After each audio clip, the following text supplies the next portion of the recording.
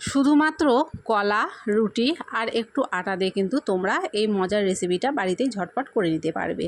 তো প্রথমেই দেখো এখানে আমি কলা যেগুলো যেহেতু একটু ছোট সেই জন্য 5টা কলা নিয়েছি। তোমাদের কাছে বড় কলা হলে 2 বা 3টে নিলে কিন্তু হয়ে যাবে।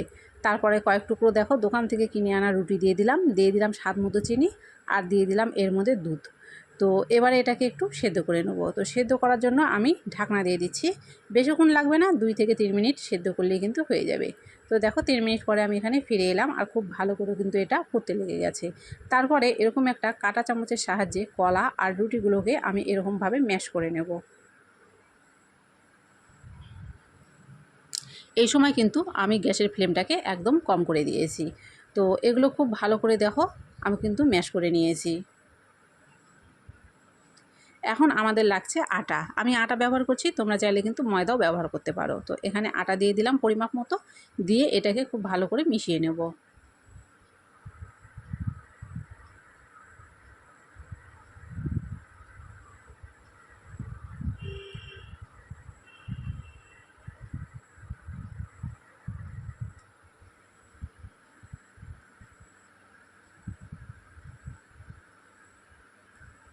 তো এগুলো খুব ভালো করে মিশিয়ে কিন্তু দেখো একটা শক্ত ডো তৈরি করে ফেললাম। একদমই নরম করবে না, একটু শক্ত করতে হবে। তারপরে আমি এটাকে প্লেটের মধ্যে নামিয়ে নিচ্ছি।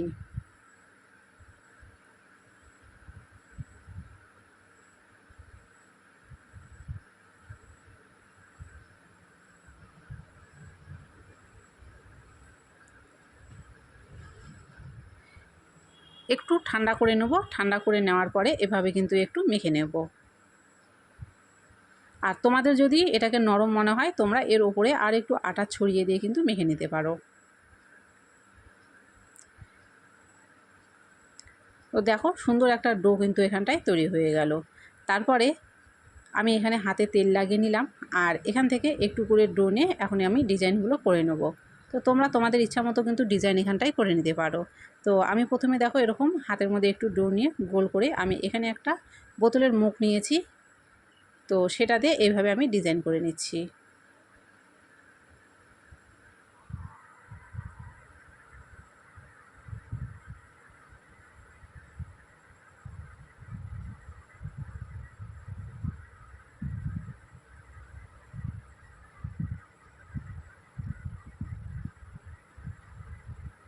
তো এভাবেই এক এক করে কিন্তু সবগুলো ডিজাইন আমি এখানটায় করে নেব।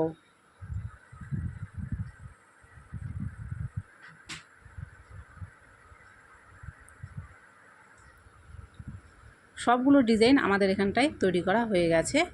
এখন কড়াইতে তেল দিয়ে তেলটাকে একটু গরম করে নিয়ে গ্যাসের ফ্লেমটাকে মিডিয়ামে রেখে এগুলো হালকা হাতে ভেজে নেব।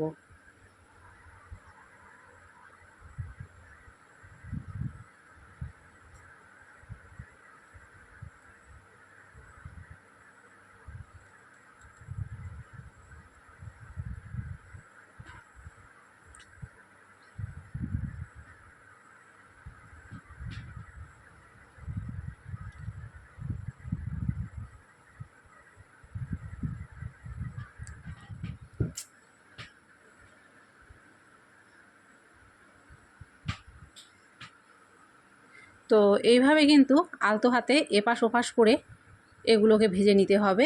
আর আমি এখানে একটু ডিপ লাল করে ভেজেছি, তোমরা তোমাদের ইচ্ছা মতো ভেজে নিতে পারো। আর এগুলো দেখো ভাজার সময় কিন্তু অনেকটা পরিমাণে একটু ফুলেও গেছে। তো ভাজাটা আমার হয়ে গেছে প্রথমেরগুলো। তো এগুলো আমি এখন নামিয়ে নেব।